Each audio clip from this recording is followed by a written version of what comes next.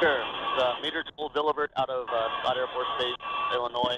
I'm the command flight nurse evaluator for AM Canaval, AE Division, Air Medical Evacuation Division.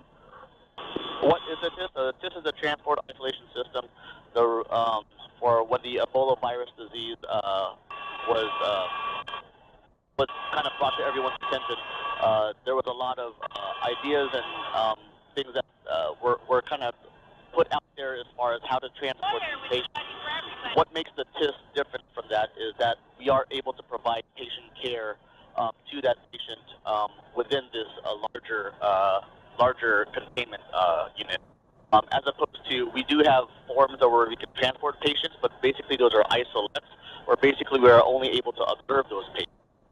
In this type of format, by donning the correct personal protective equipment, we are able to contain the patient as well as come in and take care of the patient if need be.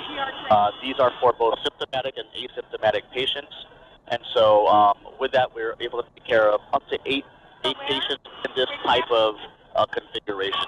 So this could be configured into a C-17 or a C-130. On a C-130, it would be a smaller containment where we can take up to 4 patients. But on a C-17, we can have this dual configuration where we're able to take care of 8 patients and even have a secondary unit on the right side of the C-17 and take care of an additional 8 patients if need be. So this is meant to take care of symptomatic as well as asymptomatic patients, meaning if they are exhibiting any symptoms of the Ebola virus disease, we can take care of them whether they're having symptoms or not. So right now, these are our, we have a team of air medical evacuation crew members and CCAT team members. So we would never fly without this combined team.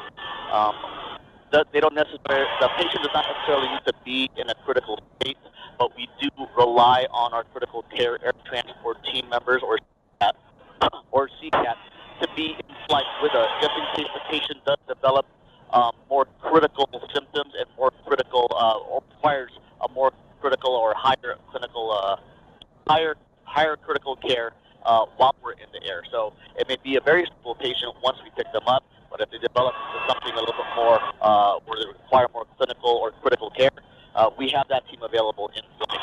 So in addition to typically a 5-person AE team, which consists of 2 nurses and 3 flight technicians, we will also have that critical care air transport team, which is composed of a 3-person team of one physician, 1 respiratory technician, and then 1 critical care nurse. And so as they're all donned in their protective gear, we will always have at least 1 crew member or either AE or CCAT member inside the TIS to make sure they have hands-on response to the patient. We employ the buddy system or the wingman system outside the TIS to ensure that we have someone always observing the member while they're performing care. Typically, or what's recommended is we have at least 2 people inside in case we have to perform any type of cardiac arrest type responses, basic life support, or even critical life support. So they will stay in here the duration of the flight. They can stay up to 2 hours inside the TIS due to the battery. So they have a piece of equipment that is providing air to them inside of their protective equipment. That's keeping them cool, but at the same time, it's keeping them cool and also providing air. It can get very hot and stuffy and fairly claustrophobic in there. So that cool air, kind of helps alleviate the symptoms. So while they will have 1 person in here at all times, or recommended 2, we'll switch out at least every 2 hours, if not less than that, because due to fatigue and stresses of flight, just the altitude, increased pressure, decreased oxygen, those stresses of flight may act on the crew member themselves. So we will make sure that we are cycling them through, having 1 person come out and 1 person come in. Again, as long as 2 hours, if not less than. So typically, or what we've practiced is a about 1 hour, we want to start transitioning for a new member to come in so that the other one could take off all the protective equipment and rest up, and then have a fresh body when we come in. Oh, sure. Okay, so what we're doing in terms of Mobility Guardian, this platform allows us to, in an exercise environment, bring together not only the TIS and the potential crew members that we might have, but allows a lot of eyes on from not only all over the Air Force, but even in the world, to kind of see what our capability is, so they can better understand how we will respond to the Ebola virus if an outbreak were to happen. This exercise, being able, so while we can practice this on the ground, there's no replication for those stretches of flight.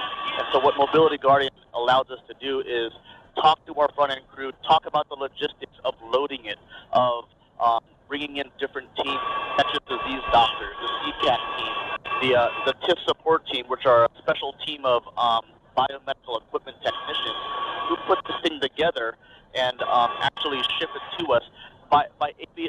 With the exercise being able to pull all those agencies together, it gives us more of a real-world training, or real-world scenario that we can't really replicate if it was just sitting on the ground and we're not taking into account all those other factors.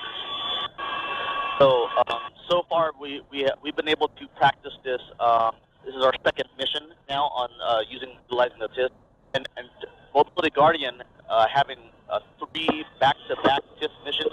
That itself allows us to build those repetitions, allows us to get some good lessons learned, practice it the very next day, and then also start getting a better concept of what we need to do to revise our guidance and to revise even the hardware of the TIS so that it's even that much better. That we can push those lessons learned and those recommendations to make not only the guidance better, but even the hardware itself better.